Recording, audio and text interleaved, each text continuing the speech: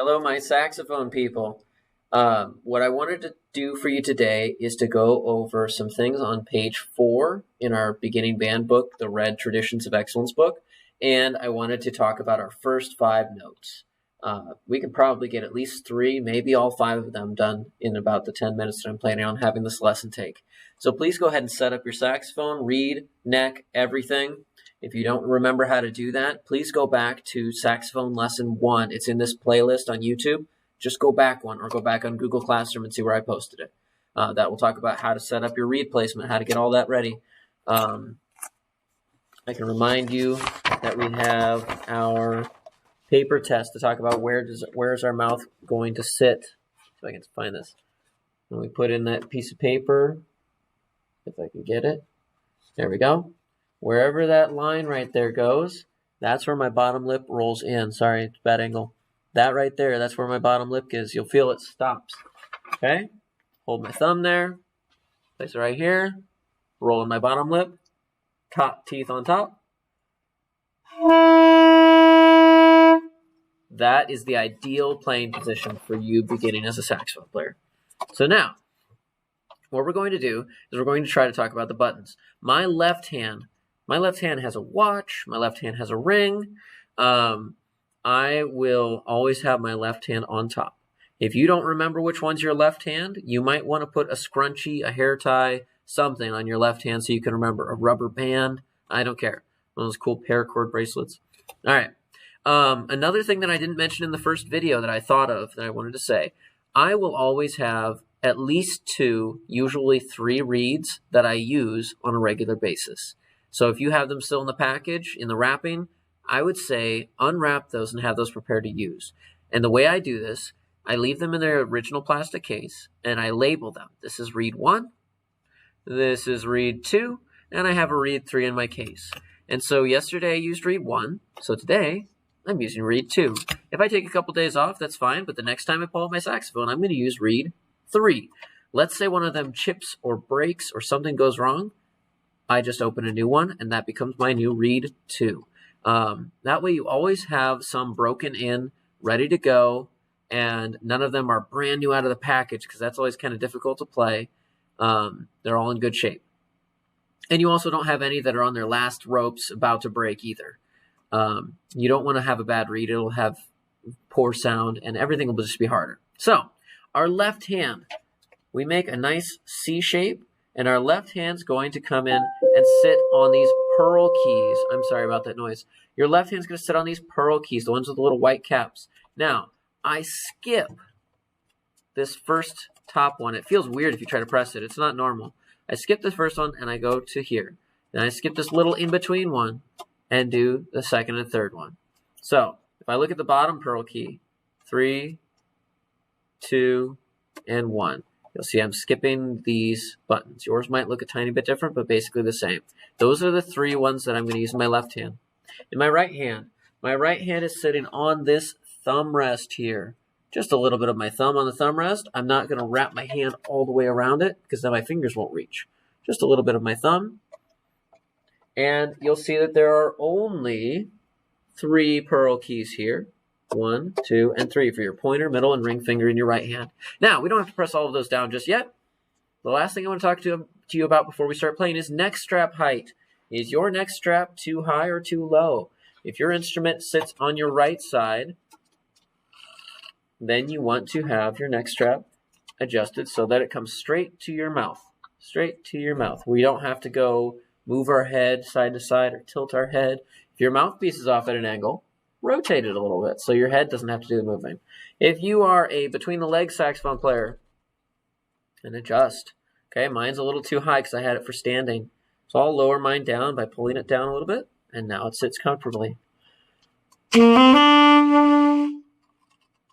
Adjust the mouthpiece so it's right. Now, let's go ahead and get started. I would like to start on note number 1. And note number 1 is your first, your second, and your third finger. Your thumb is not going to do anything. It's just sitting on that little plastic thumb rest, whatever yours looks like. Your thumb's just resting. It's not pressing that extra key. Okay? So put your first, your second, and your third button down. This is called G. G, isn't that great? It's on the second line of the staff. first, second, and third button of your left hand. Here we go. Let's do 4 of those. Sounds like this. Let's do 4 of those. 1, 2. Here we go.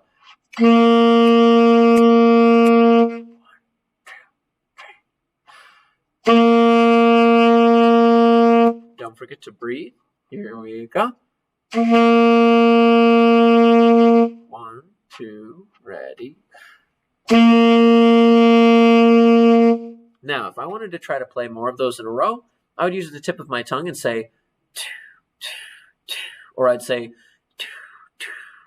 you can use a T or a D sound, but we want to burst the air out without moving anything on our lips. And then when we breathe, we want to breathe around the mouthpiece without moving our bottom lip. We don't want to waste time and make a mistake by trying to move it from our mouth and put it back on. This is good. I don't want to pull it out and then go back. I would like to just leave it there and breathe.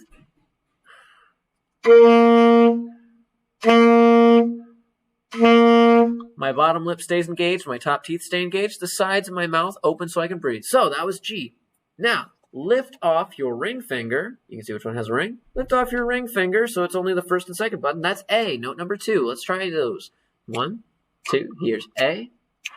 1, 2. Tap your toe. Sitting up tall. Breathe and play. Try again. Letter A. And that's it. Now, if you only use your pointer finger, that's B. Pointer finger only, that's B. Let's try that.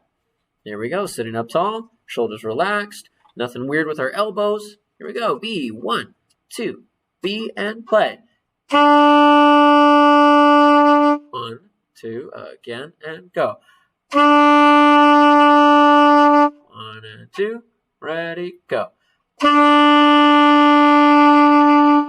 Now, I'm going to pull up the book. I'm sorry. I'm going to go to... Oh, I don't have a saxophone one listed.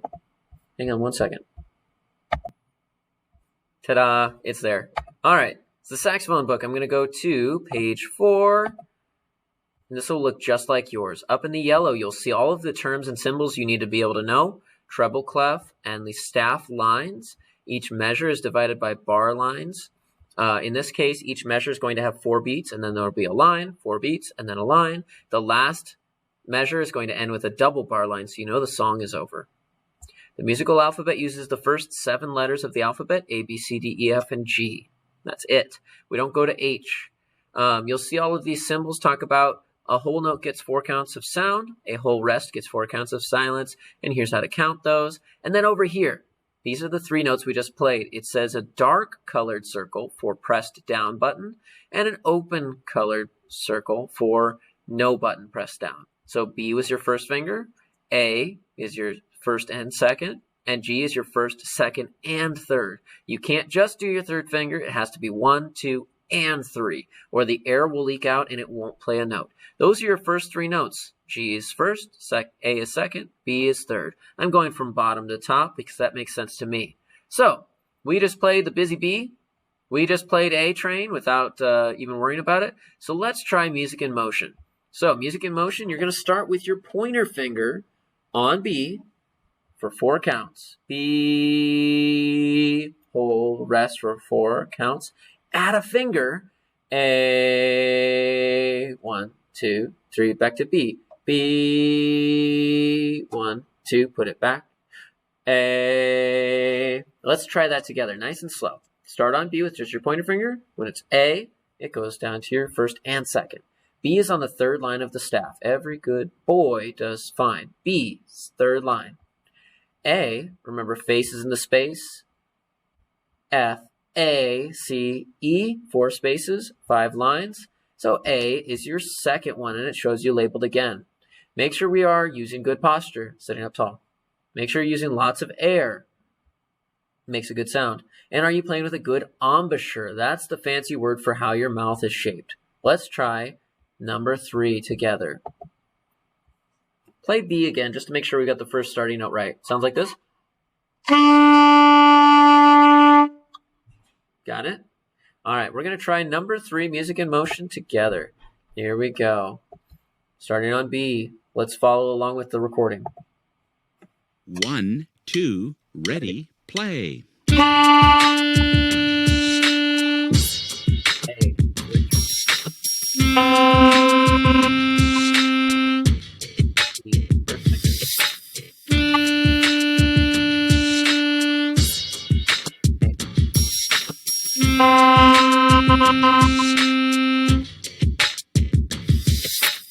Did you feel like you knew when I was about to play? Did you feel like you knew how to play with the recording?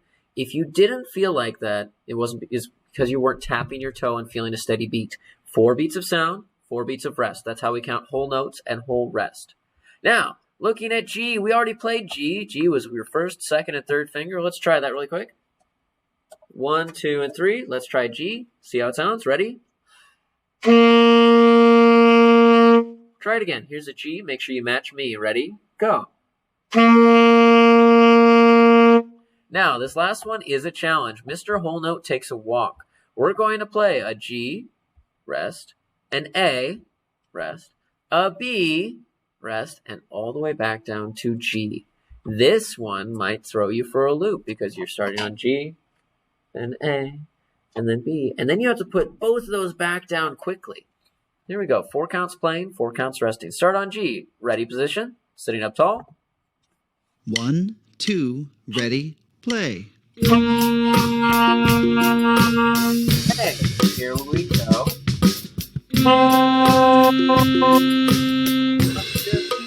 First finger.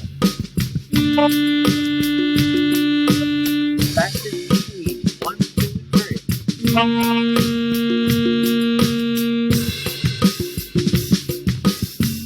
Now, I'm going to be completely honest with you. I went very fast. I've only taken 12 minutes of your time, and I went very, very quickly through all of these things. What you need to do to be successful is you need to go back and try playing B about 10 or 15 times. Go back to A 10 or 15 times.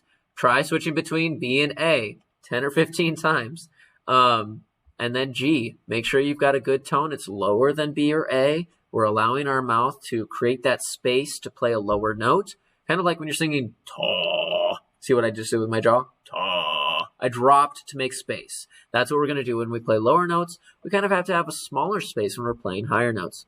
And then for number 5, I would highly encourage you, take a pencil, not a pen. We don't ever use pen in our book. But we are going to use a pencil and write the note names beneath the music before you play.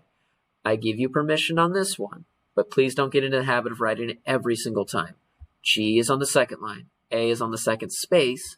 B is on the third line. Get familiar with that. Get comfortable with that so we can try to stay on track and so we can make good forward progress. You've got this. Practice at home at least an hour a week and get a parent signature if you would like to get rewarded when you get back to class. I'll see you soon.